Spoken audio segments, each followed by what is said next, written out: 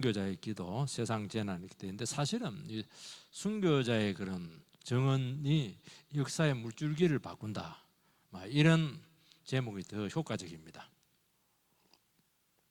우리나라 4.19 때 김주열 군 그 죽음으로 민주화가 이루어지고, 또 박종철 탁 치니까 억하더라 87년도 그 때문에 또 민주화가 이루어졌죠. 그러니까 어떤 사람의 그 어려운 죽음이 역사의 물줄기를 바꾸는 거예요. 지금도 기독교에 대한 핍박이 아주 심합니다. 힌두교, 이슬람교, 공산권. 왜냐하면 기독교의 정언이 그 사회 전체를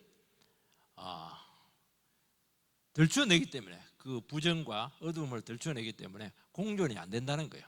그러니까 한쪽이 죽어야 끝나는 겁니다. 누가 이기느냐? 당연히 세상이 이기죠. 그렇지만은 결국에는 순교자가 이깁니다. 순교 당하면서 한 정언은 영원히 하나님 보좌에 상달되어서 결국에는 그 사회를 전체를, 역사 전 사회를 바꾸고 역사의 물줄기를 틀어놓습니다. 그렇게 위대한 거예요. 꼭 순교를 안 당해도 돼요. 우리가 어렵고 힘든 이 세상 가운데서도 목숨 걸고 탁 기도하면은 하나님께서 역사의 물줄기를 바꿔낼 줄 믿습니다. 그거 이야기하는 거예요. 지금 진리에 대한 정언이 사라지거나 세상의 진리에 대해서 전혀 반응하지 않거나 하나님의 자녀들이 설 자리가 없어지게 될 때 하나님께서는 세상에 대해서 강력한 재앙을 줍니다. 우리는 이 뒷부분을 6째 재앙을 종말이라, 그 마지막 그 재림 때라고 얘기하는데 재림 아닙니다. 이 세상에서 하나님께서 강력한 종말에 버금가는, 그 세상 끝날 같은 그런 엄청난 노아 홍수 같은 그런 일이 주어지게 되는 거예요. 그러니까 순교자의 정언, 순교에 맞먹는 그 정언에 세상이 스스로 바꾸지 않으면 결국에는 이제 이런 엄청난 재앙이 올 뿐만 아니라 마지막 심판으로 갈 수밖에 없다는 겁니다. 그래서 순교자의 자세를 가지고 살아가야 될 뿐만 아니라 순교자로 죽음을 당할지라도 진리가 증거가 되고 있으면 아직은 가능성이 있다. 오늘 그 말씀을 하고 있으니까 우리도 다 집안에서 안 믿는 사람들, 주위에 참 세상에서 그냥 어둠 속에 살아가는 이 사람들에게 자꾸 담을 쌓지 말고 그들에게 뒤범벅이 돼서 막 살아가면서 그래 살면 안 돼. 증거만 되게만 해도 하나님께서는 그들의 멸망을 지연시키고 기회를 주신다는 것입니다. 첫 번째는 오늘 두 가지입니다. 순교자의 죽음과 기도가 역사를 바꾼다는 것입니다. 세상이 제일 이해하지 못하는 것이 왜 신앙 때문에 죽느냐는 겁니다. 아니, 안 믿는다 이러면 되는데 굳이 믿는다 이래가지고 왜 하나밖에 없는 목숨을 바치느냐 하는 것이죠. 그래서 세상 사람들은 신앙인을 싫어해요. 너무 외골수라서 싫어해요. 왜냐하면 신앙이 뭐길래 목숨과 바꿀 만한 가치가 있는가에 대해서 자기들은 계산이 되지가 않기 때문에 어리석은 거예요. 그래서 세상은 신앙이라고 하는 것은 마음의 문제고 마음으로 의지하면 되는 것이지 왜 그게 미치듯이 믿느냐, 이게 이제 제일 불만이에요. 적당히 믿어라. 저희 어머니도 늘 적당히 믿어라 그렇게 얘기했는데요. 근데 한편 반대로 한번 생각을 해보면 도대체 신앙이 뭐길래 목숨까지 바칠까? 굉장히 충격입니다. 그래서 신앙의 힘에 대해서 관심을 가지는 것입니다. 저도 우리 집안에 이제 충격을 한번 준 적이 있는데 제사 문제죠. 전부 다 형님들부터 해가지고 다 어머니 저는 뭐 제사상 차려놔도 옆방에 있었어요. 저는 아들이라도 안 하겠다고 했더니 어머니가 막 불러가지고 절하라는 거예요. 그래서 그 자리까지 섰어요. 절하라 이래서 안 했어요. 가만히 서 있었어요. 어머니가 얼마나 속이 탔는지 나중에 이제 둘째 형수님 고백하는데 우리 대로 그때 굉장했다고. 우리 형님 집안이 믿고 있어요. 딱 서 있어야 돼요. 굉장했습니다. 우리 어머니가 보통 분이 아니거든요. 이 충격이야. 이제 뭐 저런 미친놈이 있나 그런데 아니에요. 이 관심을 가진다는 거예요. 여러분, 순교자의 죽음은 하나님 앞에서 가장 존귀하게 다루어지는 것입니다. 왜냐하면 역사를 끌고 가는 한 중요한 축을 형성하게 하기 때문입니다. 9절에서 11절 말씀을 다시 한번 더 우리가 읽어보도록 하겠습니다. 제가 먼저 읽겠습니다. 같이 읽읍시다. 시작. 다섯째 인을 떼실 때 내가 보니 하나님의 말씀과 그들이 가진 증거로 말미암아 죽임을 당한 영혼들이 제단 아래에 있어 큰 소리로 불러 이르되 거룩하고 참되신 대주제여, 땅에 거하는 자들을 심판하여 우리 피를 갚아주지 아니하시기를 어느 때까지 하시려 하나이까 하니, 각각 그들에게 흰 두루마기를 주시며 이르시되 아직 잠시 동안 쉬되 그들의 동무종들과 형제들도 자기처럼 죽임을 당하여 그 수가 차기까지 하라 하시더라. 순교자들은 말씀과 그 증거 때문에 죽임을 당했습니다. 근데 그 죽은 그 순교자의 영혼들이 어디에 갔냐니까 성전 제단 아래 모여 있습니다. 사람들은 신앙이라고 하는 것은 잘 살게 하고 복을 받기 위해서 가지는 것인데, 순교자를 통해서 신앙이 위험한 것이구나, 굉장히 무섭구나, 죽을 수 있네, 그래서 굉장히 생각을 달리 할 수밖에 없어요. 이 유대 랍비 전통에 보면은 의인의 죽음은 제단 아래 모여 있다, 그런 믿음이 있습니다. 제단 아래에서 뭐 하고 있으면, 제단은 뭐 하는 거면 제사 지내는 곳이잖아요. 짐승의 피를 뿌려 가지고 죄를 속죄하고, 죄가 속죄함으로써 죄가 없어지면서 하나님의 심판을 종식시키는 것이죠. 그러니까 하나님의 심판에 동참하는 행위를 하고 있다는 것입니다. 순교자가 진리를 선언하다가 죽임을 당했기 때문에 세상 심판에 동참하는 것은 당연한 것입니다. 목숨을 걸고 증거한 게 뭡니까? 예수 안 믿으면 멸망이라는 거 아니겠어요? 그것 때문에 죽었어요. 그러니까 그 죽은 자가 사라지면 안 되죠. 그 증거한 거 그대로 돼야 되니까. 제단에서 뭐 하겠습니까? 이빨 쑤시고 있는 게 아니고 막 세상을 위해서 기도하지 않겠어요? 세상의 구원과 심판에 대해서 기도하고 제단에서 그거 하고 있는 겁니다. 지금 세상은 순교자가 목숨을 걸고 증거한 진리 거부로 심판받습니다. 그러니까 굉장히 생생하죠. 순교자들이 큰 소리를 하나님께 부르짖고 있습니다. 무슨 말을 하냐니까, 땅에 거하는 자들을 심판하여서 우리 피를 갚아주지 아니하시기를 어느 때까지 하시려 하나이까. 신원하다, 이 말은 이제 억울함을 해결해 달라는 거예요. 아니, 그 순교자들이 못된 짓 해가지고 죽은 거 아니잖아요. 진리의 말씀을 전거하다가 그 순서를 지키다가 억울하게 희생당한 것이거든요. 억울하다는 거예요. 억울함을 풀어달라는 거예요. 세상 재판정에서 세상 재판이 공정한 게 아니잖아요. 예수 믿는 사람들은 사형으로 전부 다 은도를 하거든요. 그 억울한 판정에 대해서 어려움을 밝혀달라는 거예요. 내가 순교하면서 전가하는 그 진리가 옳다는 것을 증명해 달라는 것입니다. 이게 신원하는 것이잖아요. 우리가 신앙의 세계를 살아갈 때 참 억울할 때가 많습니다. 내 마음 같지가 않고. 왜냐하면 세상은 믿음의 세계를 이해하지 못하거든요. 말씀을 모르죠. 오해하기 딱 좋습니다. 예수 믿는 것들은 말이지, 집안도 없고 말이지, 막 그냥 위아래도 없고 말이지, 네 뿌리가 어디냐, 막 그렇게 오해받기 좋아요. 왜냐하면 주일날 예배 드려야 되니까 집안일 전부 다 뭐 주일날 행해지니까 안 가면 막 그냥 너무 욕을 많이 해요.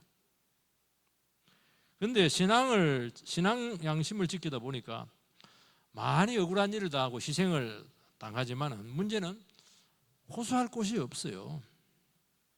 근데 딱 한 군데 있습니다. 하나님께 호소할 수가 있습니다. 하나님께 호소할 때 어떤 호소를 합니까? 이 성도의 한을 풀어주십시오. 그거는 전설의 고향에 나오는 겁니다. 우리는 그런 하면 안 돼요.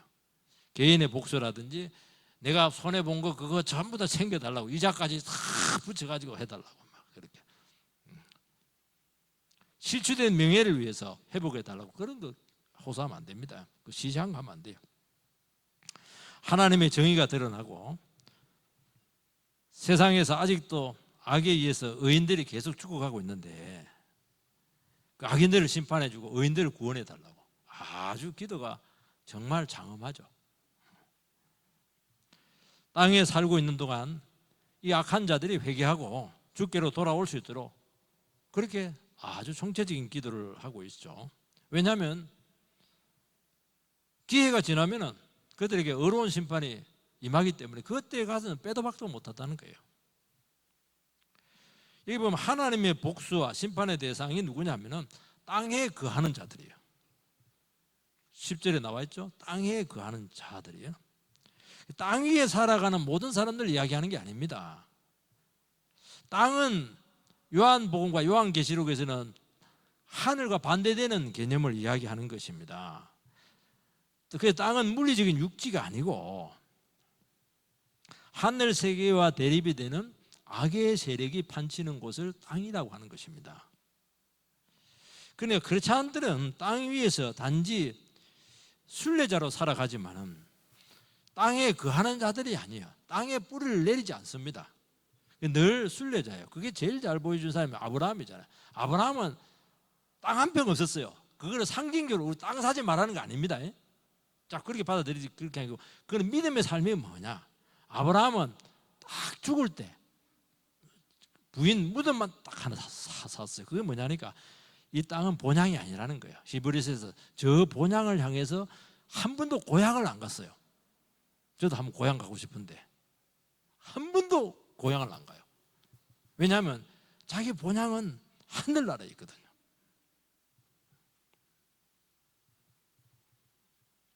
그러니까 땅에 거하는 자들은 이 세상의 뿌리를 박으면서 세상의 물질을 추구하고 또 불의한 세계고 거짓 종교에 오염되어 있고 도덕적으로 타락되어 있고 그래서 땅의 체질하고 딱 맞아요. 땅에 본향을 두고 있는 거예요. 땅을 떠나는 것을 제일 무서워합니다. 왜냐하면 땅에 있는 것들이 신이거든요. 그래서 세상 질서에 안주하게 되고 세속적인 안전에 의지를 한다는 것입니다. 그래서 뭐 그냥 불신자다 그렇게 봐도 돼요. 근데 문제는 뭐냐니까 이 세상이 영원하지가 않아요. 세상의 안전과 가치가 파괴되는 것입니다. 그게 재앙이거든요. 사람들은요 재앙이 일어나면 막 벌벌 떱니다. 예수 믿는 사람은 안 그래요. 왜냐하면 궁극적으로 세상은 없어집니다. 그리고 하나님의 심판이 만천하에 드러나게 된다는 것입니다. 순교자들은 바로 이 문제를 두고 기도한다는 거예요. 이 문제, 땅에 거하는 자들, 그들 신원해 달라고. 그들이 이 땅이 완전하지 않고 떠나야 되는데 그것도 알지 못하고 같이 이 땅과 함께 멸망당하지 않도록 불타지 않도록 그 구속의 완성의 날만을 기다리고 있는 것입니다. 순교자들이 이렇게 신언을 하니까 하나님께서 응답을 하는데 어떻게 응답을 하니까 흰 두루마기를 주었어요. 이 흰 두루마기는 예수 그리스도의 의의 옷을 입혀 주었다는 것입니다. 자기 은하 공로가 아니에요. 그러니까 하나님께서는 그 순교자들의 그 정언을 통해서 예수의 피로 그들에게 옷을 입혔다는 겁니다. 아무것도 남는 게 없어요. 순교당하고 하나님 심판대에 섰을 때 우리가 전가할 수 있는 거 아무것도 없어요. 내세울 게 아무것도, 신앙심도 내세우면 안 돼요. 나는 지조를 지켰습니다. 그것도 안 돼요. 내가 얼마나 덕스럽게 살았는데요. 그것도 우리를 어렵게 하지 않습니다. 심판대 앞에서 그렇게 통하지 않아요. 순교자들은 진리를 전가하다가 죽었어요. 하나님, 나는 진리를 목숨과 바꿨습니다. 대단하죠? 그 죽음도 심판대 앞에서는 주장할 수가 없어요. 순교 자체가 역사를 이끌어가는 원동력이 아니라는 겁니다. 뭐가 이끌어갑니까? 그 순교자가 죽으면서 했던 그 정언이 중요하다. 정언. 말씀이 중요한 거예요. 무슨 고백을 했느냐는 것입니다. 그게 중요하다는 거예요. 정의는 뭐냐? 정의는 목숨 걸고 말씀을 증거하는 것입니다. 재판에서도 결정적인 정언은 판결을 완전히 뒤집어내요. 아무리 그냥 아무리 증거가 있고 여러 가지 정황 증거가 있기도 안 돼요. 딱 봤다. 그 사람 증거로 그 판결이 뒤집어지는 거예요. 이 정인이라고 할 때 그 원래 뜻이 뭐냐니까 외부의 것을 가져와서 저울의 한쪽에 올려놓는 거예요. 그 한쪽으로 기울어지게 되는 겁니다. 그러니까 정언은 굉장히 무게가 있는 거예요, 여러분들. 우리 하나님의 말씀을 가지고 고백을 하는 게 굉장히 무게가 있는 거예요, 여러분들. 일반 사람들이 이야기하는 게 아니라니까요. 내는 이거 신앙 양심을 두고 이야기한다고. 그럼 무게가 확 내려가요. 그쪽으로 상황이 기울어지게 판결이 그쪽으로 오면 나는 거예요. 삶이 그쪽으로 끌려가는 것입니다. 그렇게 정언이 무서운 거예요, 이게.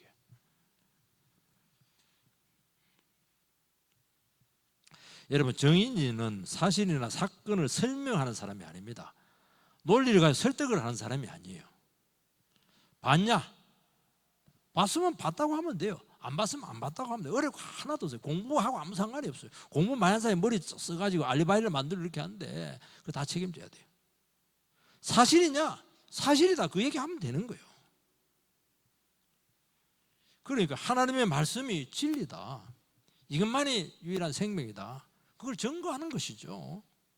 그리고 증거만 하면 안 되고 증거대로 살아가야 돼요.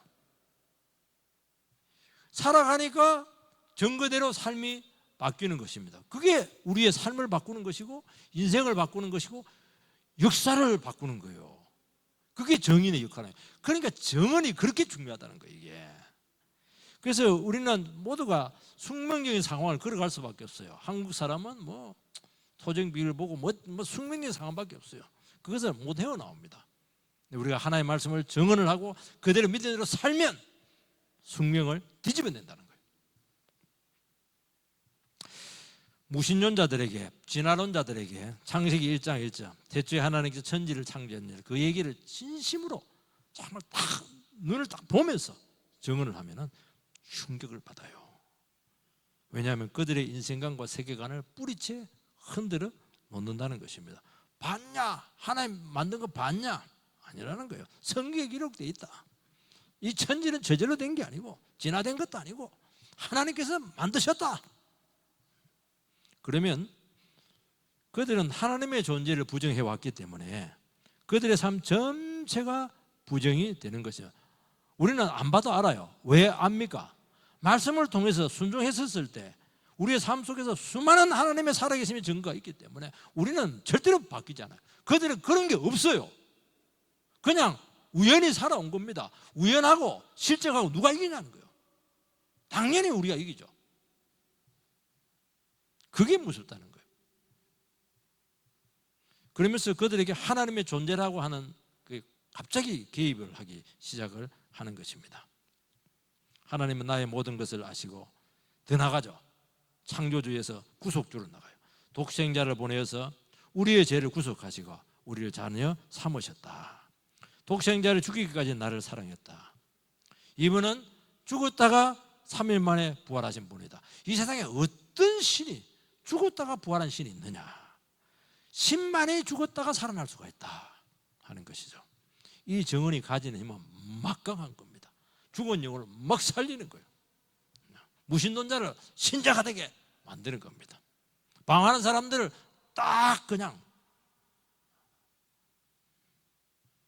중심을 딱 잡게 해서 일어서도록 만드는 강력한 힘을 가지고 있는 거예요. 이것이 우리의 인생을 바꾸고 역사의 물줄기를 바꾸어내는 능력이라는 거예요.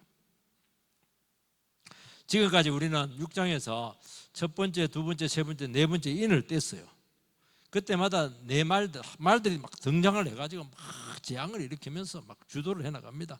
그리고 네 말들이 막 뒤범벅이 돼가지고 각축을 벌이고 그렇게 하면서 세상이 진행이 됩니다. 굉장히 혼란스러워요. 다섯째 인을 딱 떼니까 순교자의 정언이 딱 나옵니다. 이게 싹 정리를 다 해버려요. 역사 진행을 확 바꿉니다.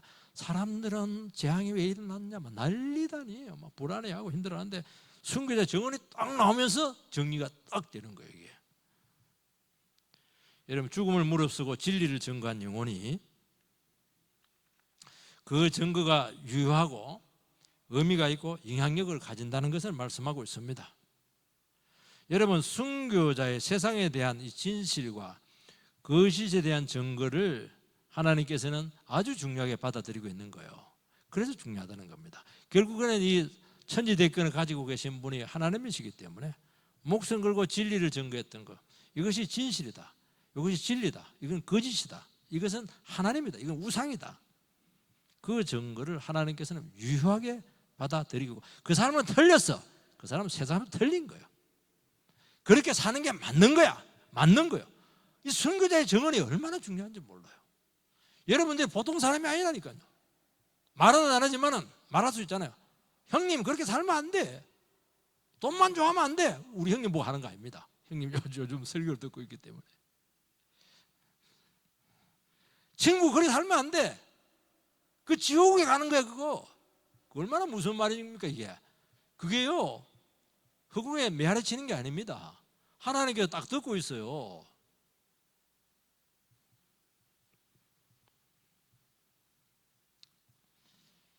여러분, 진리가 실존 가운데 증거될 때 인간의 말이 아니라 하나님의 음성이 되는 것입니다. 그래서 말씀대로 되는 거예요. 여러분, 말씀에 믿음으로 반응하면 삶이 바뀝니다. 우리가 예배로 하나님을 만나고 인생이 바뀌고 삶의 방향이 바뀌는 겁니다. 그러니까 예배가 얼마나 중요하냐면, 세상에서 우리의 삶을 바꿀 수 있는 게 어디에 있어요? 백날 상담해도 안 돼요. 예배 가운데 함께 살아계신 하나님의 음성을 듣고 주님을 실존적으로 만나는 겁니다. 이것이 우리의 삶을 바꿔내는 거예요. 인생을 바꿔내는 거예요. 여러분, 하나님의 세계가 우리에게 찾아와서 현실을 극복할 수 있는 힘을 주고 방법을 주고 지혜를 주신다는 것입니다. 그래서 우리가 하나님의 말씀을 듣고 함께 예배 가운데서 부르짖어 기도하는 것은 하나님의 제단 앞에서 중요한 의미를 가지고 있는 것입니다. 왜냐하면 우리는 세상의 대표성을 가지고 있는 거예요. 여러분, 로마서에 보면 뭐라 하니까, 예수 믿는 크리스찬들을 뭐라고 하냐니까, 너희들은 세상의 맏아들이다, 그렇게 얘기하는 거예요. 맏아들은 출애굽 때 보면 장남은 뭐 하는 거예요? 그 집안 대표하는 거예요. 우리가 맏아들이라 하는 것은 이 세상에 대한 대표성을 가지고 있는 거예요. 대표성을 가지고 있는 말은 전체를 다 대표한다는 말을 가지고 있는 거예요. 그래서 이 세상 가운데서도요, 우리 예수 믿는 사람들이 말씀을 증거를 하고 진리를 증언해 주면은 참 복됩니다. 그런데 진리를 증언을 안 해주면 세상이 그렇게 답답할 수가 없어요. 막 뒤범벅이 돼가지고 막 어디서 문제를 풀어야 돼, 난리, 우리식으로 말하면 경상도식으로 표현, 난리 벚구팅이 났다, 이제 우리 그런 표현하는데요.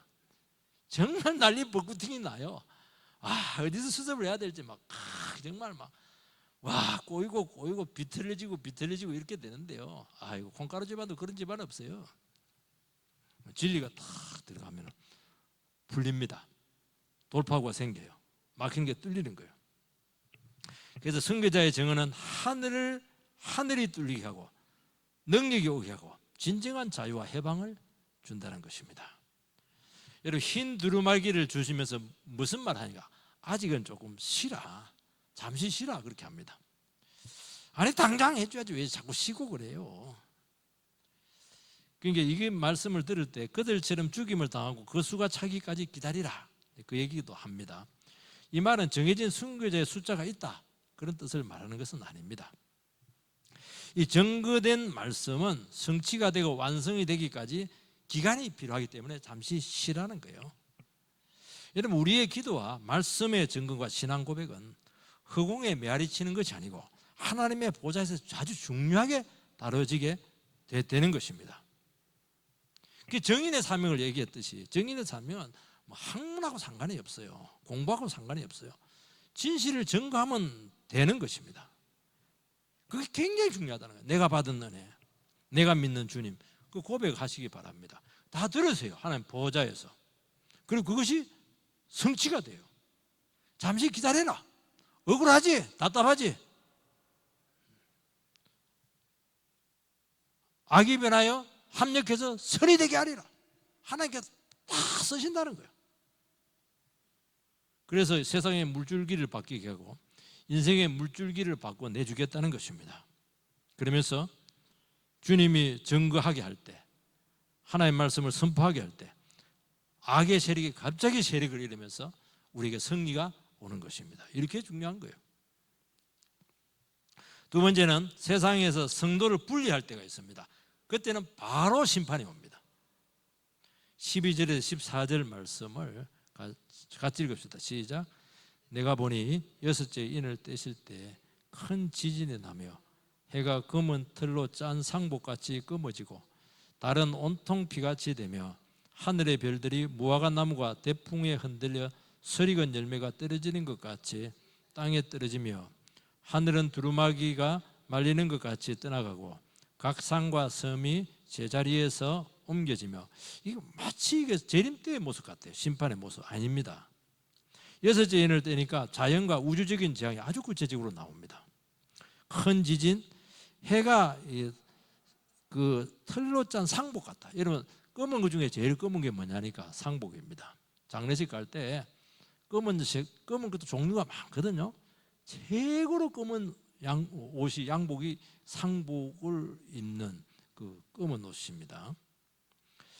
그 일식이 아닌데 해가 검게 된 것이죠. 실제 이런 일이 생기느냐? 이런 일이 생깁니다. 예수님이 십자가 죽을 때도 이렇게 검어졌거든요. 1780년대 미국 동북부에 일식이 아닌데 갑자기 캄캄해지게 되었다는 기록이 있어요. 1872년에는 천문대에서 관측을 했는데 2시간 동안 10,000개의 유성이 떨어졌습니다. 이런 산들이 터져서 산산조각 나고 섬들도 잠치를 감추고 있습니다. 요즘 섬들이 그냥 생겼다가 없어지게 돼요. 그래서 과거 지도하고 현재 지도를 비교하면 지형이 많이 달라져 있습니다. 그러니까 여러분들이 땅이라고는 안전하지가 않아요. 땅이 움직입니다. 밑에는 들끓고 있고 언제 터질지 몰라요.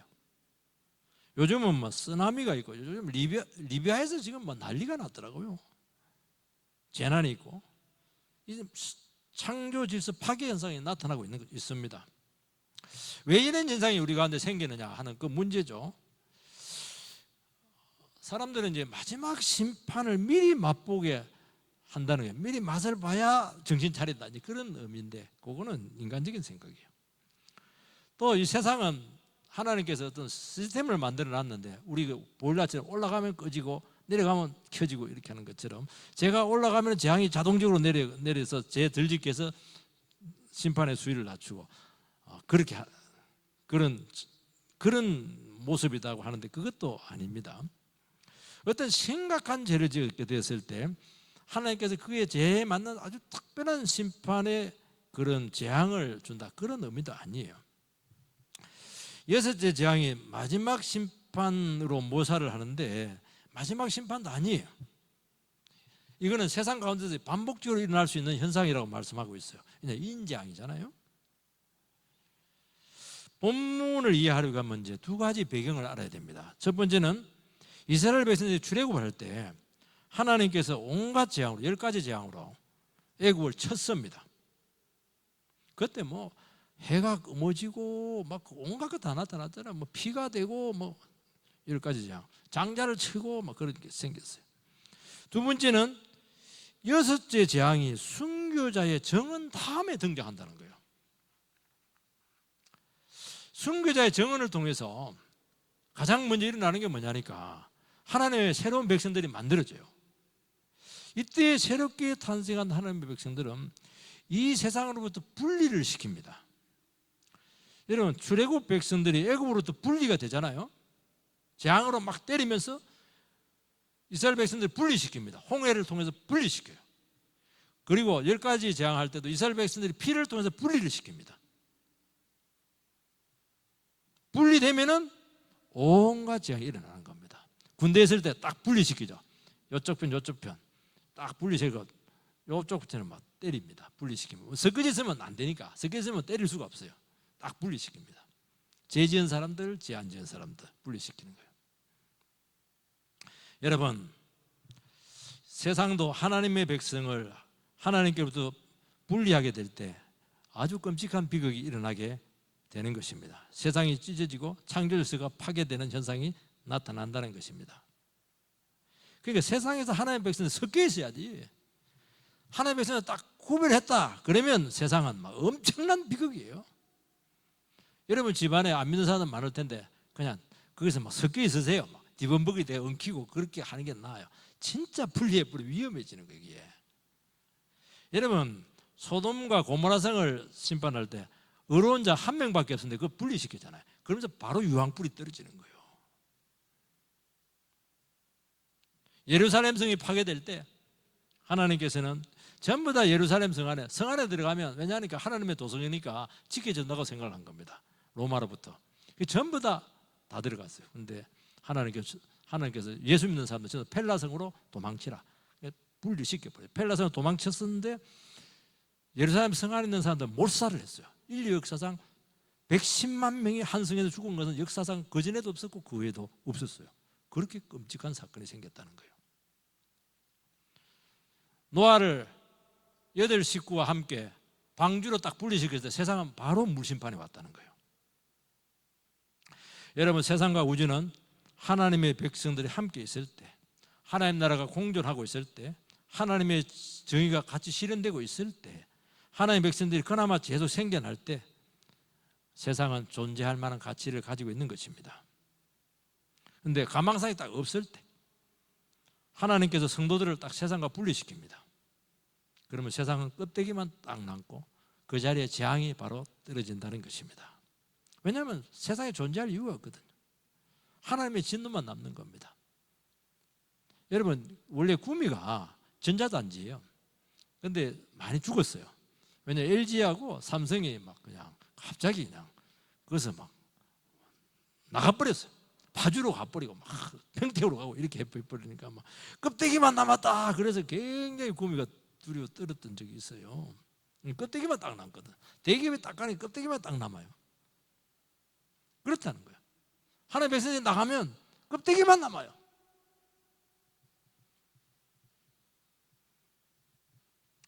여러분 이때 하나님의 백성들이 나는 참 대단한 존재야, 절대로 교만하지 않아야 됩니다. 내가 이 세상에 존재하기 때문에 이 세상이 평안한 거야. 이 집안에 내가 있기 때문에 그나마 이 집안이 안녕하고 있는 거야. 우리 큰 소리 치지 않기를 바랍니다. 왜냐하면 별 차이가 없어요. 원래 우리 똑같은 그 족속이었고 그 기질을 갖고 있고 얼마 전까지 똑같은 죄인이었거든요. 현재도 솔직하게 얘기합시다. 우리가 정말 하나님의 정의로운 거룩한 모습으로 살아가고 있습니까? 안 그렇거든요.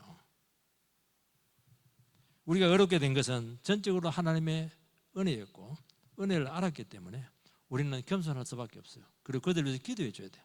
당신하고 나하고 차이가 하나도 없는데 나는 하나님께서 찾아와서 은혜를 베풀어 주었다. 당신들도 은혜 들어오기를 원한다. 그 마음을 계속 가지라는 거예요. 여러분 교회와 성도는 세상에 대한 책임을 져야 된다는 것입니다. 교회와 성도들이 세상과 담을 딱 쌓을 때 그때 세상은 그렇게 위험해지는 거예요. 중요한 겁니다. 저는 우리 집안을 생각할 때 이렇던저렇던 얘기가 아니라 계속 그냥 계속 기도해 줘야 되고 계속 사랑해 줘야 되고 관계를 막 할 수 있는 데까지는 하는 게 좋아요. 여러분 산 위에 있는 동네, 교회는 산 위에 있는 동네입니다. 산 위에 있는 동네 등불을 비춰야죠. 캄캄한데 그 산 위에 있는 동네마저 불이 꺼져버리면 세상은 암흑천지라는 거예요. 그냥 상복을 입은 그냥 그 검은색이 그냥 뒤덮인다는 거예요. 그러면 재앙이 오는데 주체를 할 수가 없어요. 교회는 불을 켜야 돼요. 산 위에 있는 동네가 등불을 켜라. 그래서 하나님의 백성들은 세상에 대한 사랑의 책임이 있습니다.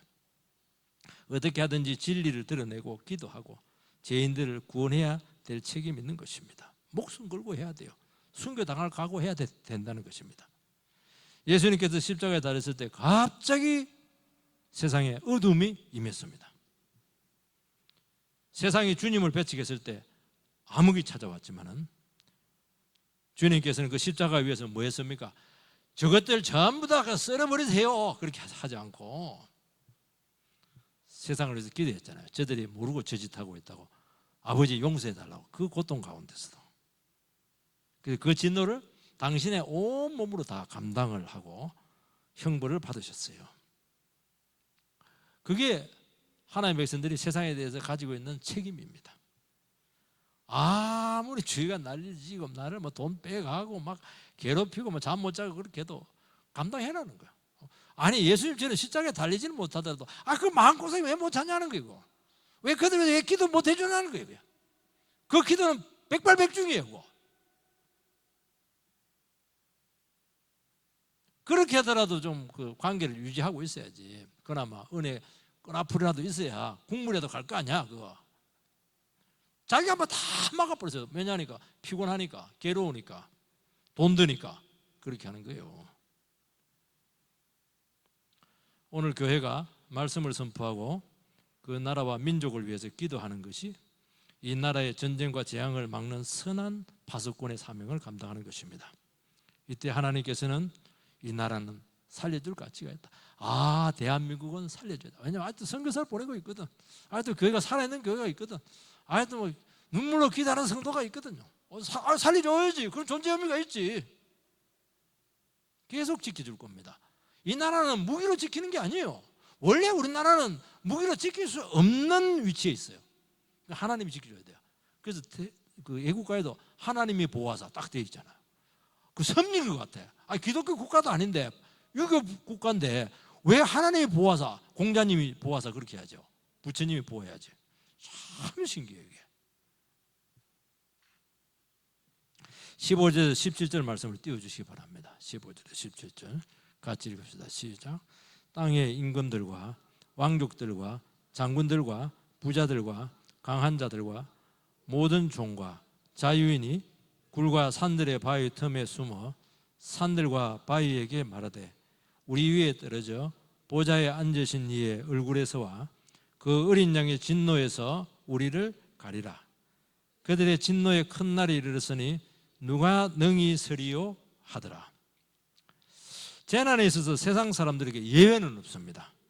임금, 왕족, 장군, 부자, 강한 자, 종들, 자유인 구별 없이 불특정된 무시무시한 고통을 당한다는 것입니다. 사람들은 이것은 자연재해라고 하는데 자연재해가 아니에요. 그러면서 이런 고통을 당하면서 이거 하나님의 진노다는 것을 이때는 다 느낀다는 거예요. 믿는 사람은 느끼는 게 아니고 안 믿는 사람은 다 느낀다는 거예요. 우리가 너무했다는 거예요. 여러분, 인간사회에서 특별 대우가 별 의미가 없습니다. 내가 뭐 왕족이 어떻고 뭐 내가 부자가 어떻고 무슨 아무 상관없어요. 왕족이기 때문에 더 괴로운 거예요. 부자이기 때문에 더 고통스러운 거예요. 왜냐하면 다 잃어버리니까. 이 말은 뭐냐? 우리의 인생에 있어서 안전지대는 없고 내 스스로 안전지대를 가지고 구축했던 그렇게 놀란 아성들이 많잖아요. 여러분, 많은 아성들을 쌓아놨죠. 아무 상관이 없어요. 바위야 나를 눌러라 너무 고통스러우니까 바위 틈어가지고 산아 나를 눌러라 너무 고통스러우니까 그거 딱 쌓아놓고 나는 안전해 지켜줄 것처럼 믿고 쏘고면서 살다가 갑자기 당할 수가 있는 것입니다. 그게 두려운 거예요, 여러분들. 그거 하라는 거예요. 그거 조심하라는 거예요. 아성 많이 쌓지 마세요. 그거 못 지켜. 결정해서 돈이 지켜줄 것 같아요? 여러분들? 통장에 있는 돈이 지켜줄 것 같아요? 그 정도면 재앙도 아니에요. 그거는 고생도 아니에요. 고생할 때 보세요. 옆에 있는 참 든든한 그 가족들 지켜줄 것 같아요? 돈 있을 때는 옆에 좋아하지만 진짜 돈 없으면요 오지도 않아요. 명절 때 내려오라 소리도 안 해요. 차비 줘야 되니까. 그걸 모르고 그래요. 그걸 모르고.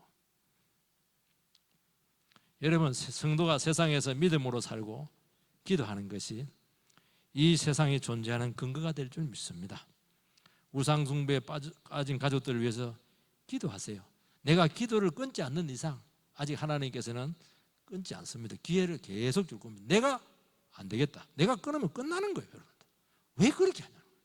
얼마나 내가 중요한데. 여러분, 주님께서는요 쭉정이와 알갱이가 있는데 제대로 가지고 쭉정이들 다 뽑아버리십시다 이렇게 하니까 예수님께서는 왜 뽑아? 세상 끝날까지 가만두어라. 근데 죽정이들은 막 영양분 다 가져가거든요. 그래서 하나님 그거 뽑다가 알갱이까지 뽑을 수가 있다는 거예요. 그런데 사실은요, 죽정이가 얼마든지 알갱이가 될 수 있다고 주님은 보신 거예요. 왜 그들을 미리 뽑아서 기회를 안 주냐는 거예요. 물론 세상이 그 의미를 알지 못할 것입니다. 그런데 그 가운데서도 끝까지 진리를 부정하고 하나님의 사랑을 거부한 자에게는 어쩔 수가 없어요. 진노의 하나님을 경험해야 될 줄 그때가 온다는 것입니다. 이게 역사의 원리예요. 그럼 우리가 기도하고 있는 이상 하나님께서는 그 심판을 연기할 겁니다. 계속 기회를 줄 겁니다. 참 교회가 중요하죠. 우리나라가 참 중요한 것 같아요. 우리가 같이 다시 한 번 더 선교 대국으로서 한국이 다시 한 번 더 교회에 부흥의 불길이 일어나게 되기를 주의 이름으로 축복합니다.